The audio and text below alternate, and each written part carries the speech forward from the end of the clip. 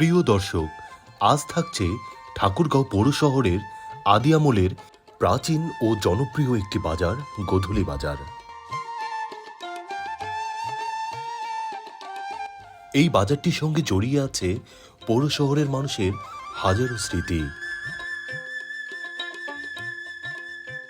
একসময় ঠাকুরগাঁও শহরের সকালের বাজার ছিল কালীবাড়ি, আর বিকেলবেলাতে গোধূলি লগ্নে বসত গোধূলি বাজার।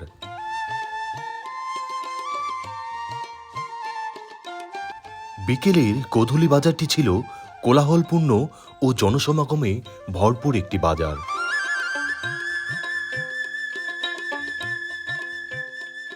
এখন আর গোধূলি বাজারের আগের সেই জৌলুস নেই।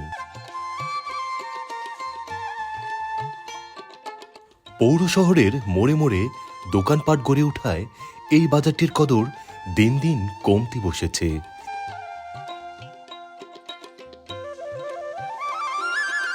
অথচ এই বাজারটিতে প্রয়োজনীয় সবকিছুই পাওয়া যেত।